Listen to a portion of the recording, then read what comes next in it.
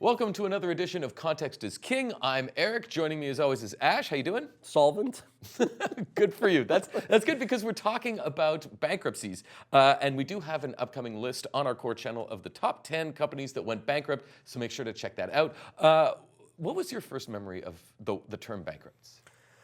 I'm going to guess Monopoly if I had a normal childhood. Yeah, when I was growing up, that's how I learned about bankruptcy. And I was always under the impression that it means basically you lose. But if you look these days at the Donald Trumps, Winning, yeah. or the one percenters, bankruptcy seems to be more of a reset than a loss.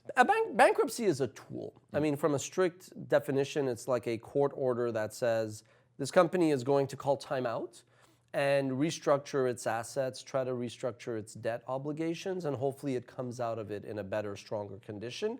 And generally speaking, because debt trumps equity, if you can't pay for your house, the bank takes it over, you don't get to stay there.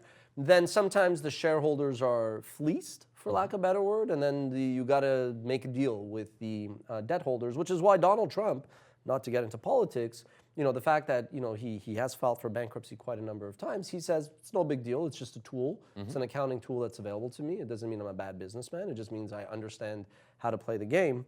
And then there's insolvency. I made the joke that I was solvent. So insolvency is more like a state. It's more of a state of distress, meaning, hey, right now, if everybody we owed money to knocked on the door and said, pay up, we wouldn't have the liquidity, the means, the cash to pay them. And then that might push you towards bankruptcy. Not to get too personal, but as an entrepreneur, have you ever flirted with insolvency? Flirted. So 2006, when we started WatchMojo, by December of 2007, we ran out of money. This is all in my third book, The 10-Year Overnight Success. December 2007, came back from a meeting from Toronto, meeting some investors who were going to invest and believed in my vision. I landed, and they already had emailed me saying we were going to pass. I ran out of money, and we then went on a 4-year period where I had to Living not living in a refrigerator box in a back alley. That's actually when we really went into debt, where we, tapped out all credit lines, got a bunch of loans, set up factoring. At least we had blue chip clients, so we could factor those invoices. And that's when Christine and I mortgaged our place to keep the company afloat. So from 2008 to 2012, we were insolvent. If everybody we owed money to came up and knocked on our door and said pay up, I would have not been able to, but I would have not filed for bankruptcy. I would have definitely found a way to make it happen. And we did, even though literally for the first 6 years, every payroll, which we met on time, and we also always paid all of our suppliers on time, even before, we just made it happen. But it was 6 years of economic distress from an accounting perspective. Operationally, I thought we were like crushing it. But you mentioned suppliers, and that's, I might be jumping ahead here, but if you look at a recent case like Toys R Us, which figures on our list, I think suppliers was a problem there, and Tesla is also having some issues. Very different situations. With Toys R Us, we discussed it on a previous Context is King. Fundamentals had changed. There was society had changed, technology had changed. So that was, the retail, should Toys R Us be retail or not, was one a question to be answered. But then the fact that financially these private equity guys came, burdened it with $5 billion of debt and extracted $400 million a year in interest payments, that was like the proverbial straw that broke the camel's back. So Toys R Us may come out, may be restructured, may totally change. Toys R Us could come out of this as like a section in other stores. It could move totally online.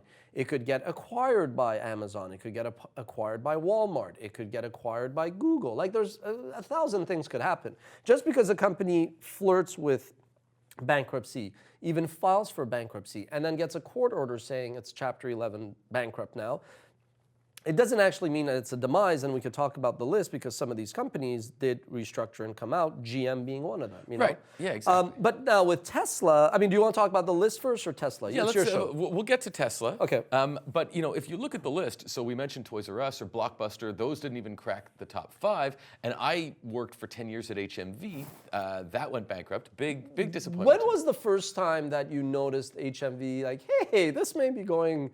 Am I on the Titanic? What's happening here? Yeah, I left there, it was 2003, 33 or You're an something old like man. that. No, I'm yeah, kidding.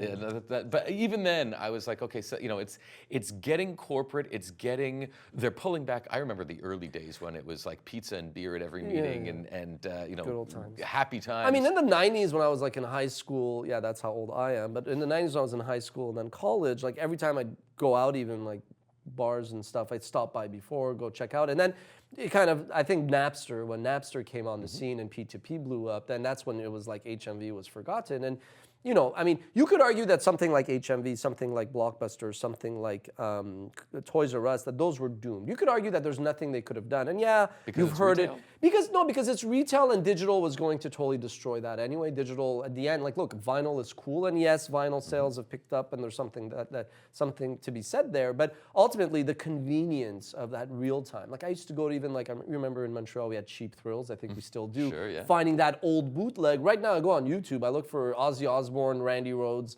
last guitar solo before he passes away, and you get a fairly high quality thing right there. I mean, the convenience of digital, I think, trumps things to the point where you don't really have a choice. But the point is, the only way maybe for Blockbuster to have kind of survived is if they would have made a BHAG, big, hairy, audacious goal of like buying, maybe a Netflix. Totally say we're going to destroy our business and embrace something. And they didn't, because innovator's dilemma, something we've also touched on this series, generally means that companies are like, no, we're good. And that's why, like, I'm of a very different type, which says, I assume everything is going to disappear. Like WatchMojo, as much as, yeah, we're big and this and that, I wake up thinking, I have a limited time to reinvent ourselves every day. And those who think that everything just goes up and to the right generally are doomed. But on that list, you can imagine that 10 years ago when you had the financial calypso, whatever. Calypso, yeah, I don't know. I missed a syllable there. But I mean, a lot of the entries on that list, be it Washington Mutual, be it CIT Group, or Lehman Brothers. Right. Those were all related to this kind of perfect storm. Bear stairs went down and then the economy just started to slip. And it was like a domino effect, started with like the mortgage over. It's always debt. Like one way or another, debt is always, debt is never just a supporting actor in the movie of Bankruptcy. Debt is always that guy that you see early on in the movie and then plays a huge role. There's no two ways around it. I like analogies. But so Enron seemed almost like the precursor to what happened. Well, Enron was very different. Enron was actually on the Fortune 500 company, ranked 7 in a given year of the 500 biggest companies, and then within the calendar year, they disappeared. They did a Enron bad was more thing. fraud. Enron was more basically very aggressive sales, very aggressive entering into contracts, and just very much like everything that is bad risk management and pushing the envelope and not having the systems in place. Whereas the biggest, shit shows were all Lehman Brothers, Washington Mutual, CIT Group, Conseco, MF Global. These were all related to the 2007 economic apocalypse. I can't imagine Elon going down without a fight. But I don't think he would view it as a fight because he's got multiple jobs and trying to colonize Mars. I think he would actually view it as a soft landing, a gracious exit for him. Okay. Well, listen, we have this list coming out. It's the top 10 companies that went bankrupt. Let us know what you think. Check it out on our core channel. Thank you very much, Ash, and we'll talk to you next time.